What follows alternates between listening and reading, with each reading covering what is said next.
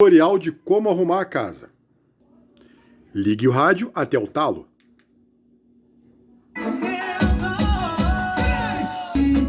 Aumente sem incomodar os vizinhos. Levante o que te incomode. Primeiro varra, para não fazer lama. Antes da vassoura, limpe as paredes, pois a poeira cairá no chão. Veja serve para tudo. Use Veja. Esse é mais barato, esse é o UOL. Passe o pano com Veja. E com o pano levemente umedecido, retire o Veja. Reserve os braços. Hoje eu não malho o braço na academia, hein? Vou logo avisando. Não desista. É fácil. Não é difícil. Pode continuar. Só falta 3 paredes. Se sua cozinha tiver quadro, como esses, tirem eles e limpem atrás dos quadros.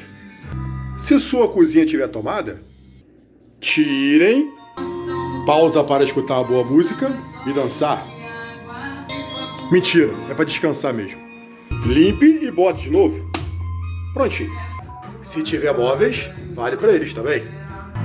Se sua geladeira tiver rodinhas, arraste-a para frente, porque atrás também tem parede. A playlist é muito importante. Só com amor e fé. Sua geladeira for lisa, passe atrás dela também.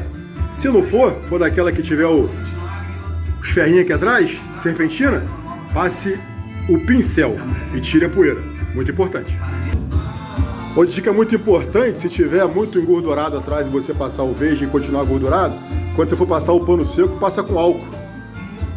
Fica ótimo. Dá brilho. Pausa pro sambinha.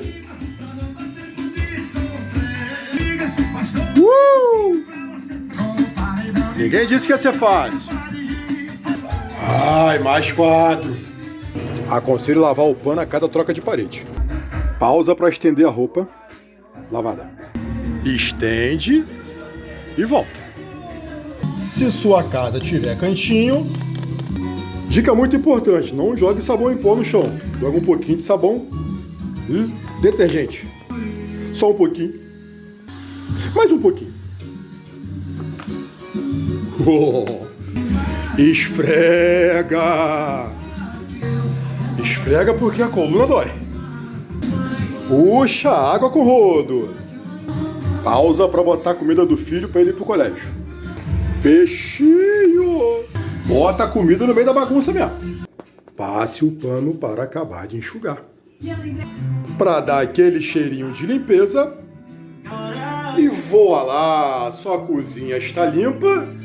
3 horas depois e você com o braço morto, esperando da hora do seu filho chegar do colégio para ele sujar tudo. Não precisa me seguir para mais dicas. Tchau.